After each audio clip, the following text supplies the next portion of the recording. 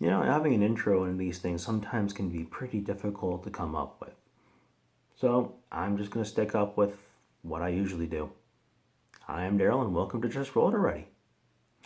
So today I am going to be talking to you about something that has been rolling around in my mind that seems to correlate with the same thing with YouTube. It's kind of funny how these two things just manage to go side by side as YouTubing and gaming.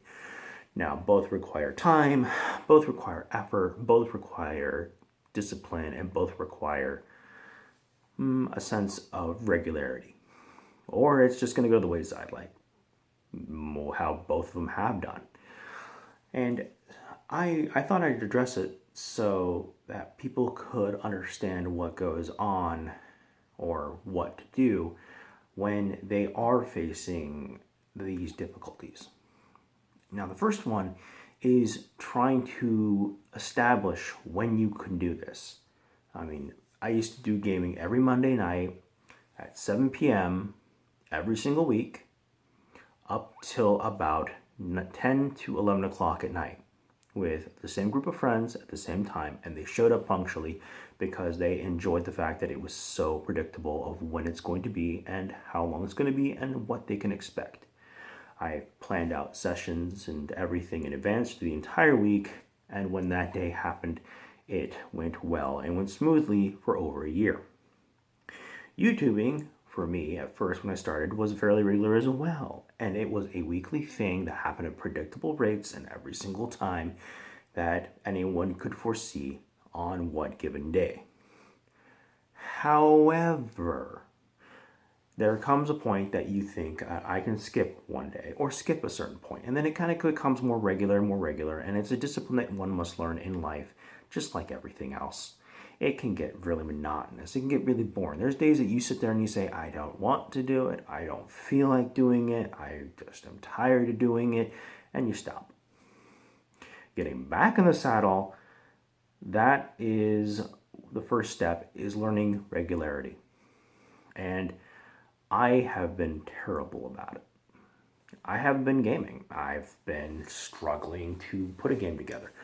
I have these moments that I think I can start doing it, and when I start trying to get the ball rolling, things come up, or I get sidetracked, or I just don't want to do it because everything that I've done all day long has drained me physically, emotionally, mentally, you name it. I just don't want to go on.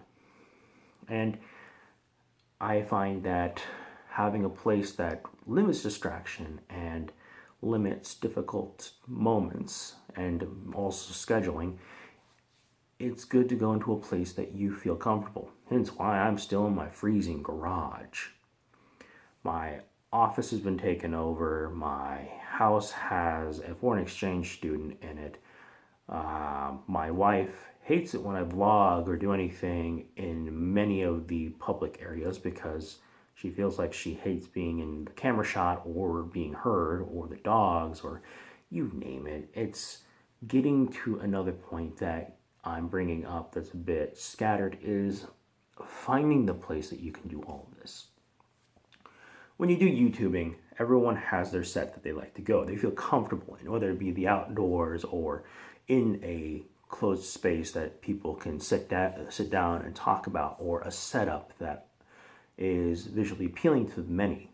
And then you also think about the same with gaming. Do you go to a gaming store and rent a room? Or do you go into your kitchen and sit down in the public area? Or do you go to the basement or garage for the solidarity and the fact that it's so out of the way that nobody will bother you? Or do you have a dedicated space that you have built customly just to fit your needs? And it can help to do all those things. If I started gaming in my garage, everyone would probably start bitching about it because they say, well, it's too cold in here. It smells like wood. I'd rather be in a nice comfy table or couch rather than sitting in this cold concrete floor with a card table in the middle of this place. And I probably have to say, well, this is where I feel comfortable with. This is where we stay out of everybody else's way, so why? But I don't game in a garage. Actually, I don't want to game in a garage. It's a bit awkward. And also, can feel like just uncomfortable. And that's another thing that you have to bring up to yourself is your comfortability level. Will you be comfortable with just about how it is? Because you have to learn to be comfortable in front of a camera. It took me a long time to even bring myself to do that. I used to be on microphones and nobody could tell my face.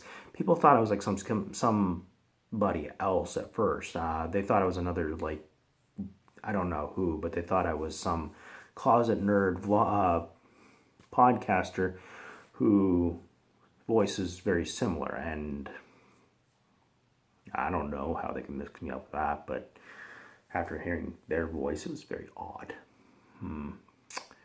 Diverging.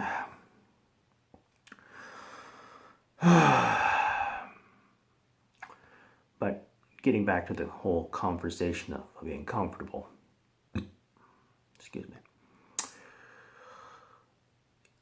You have to also be comfortable when you're gaming. Being able to get back into acting out your character or feeling like you can be all right with certain people. It's the matter of comfort level that you have to get familiar with.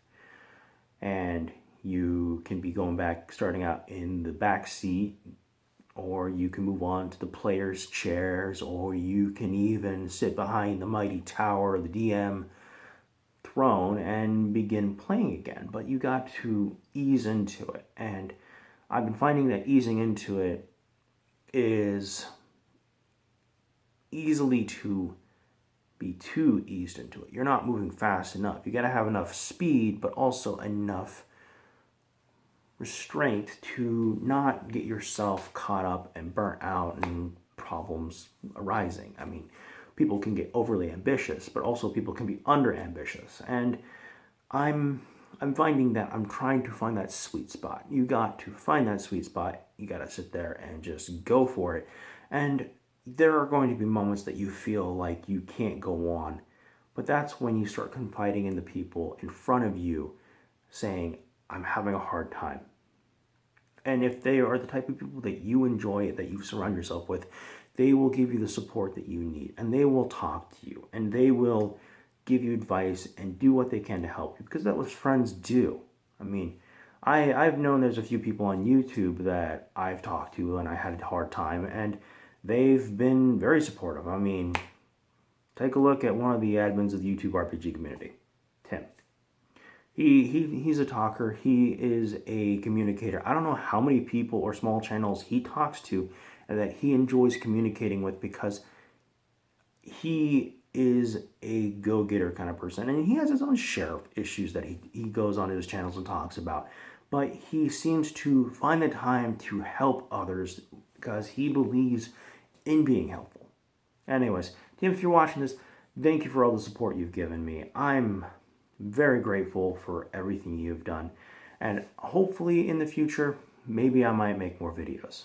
Maybe make a couple of tips and tricks here and there if I find something that I'm more passionate about. Or whatever just comes up in my mind that I want to share. Anyways, I'm Daryl. I'm going out. I have a lot of things to do. See you later.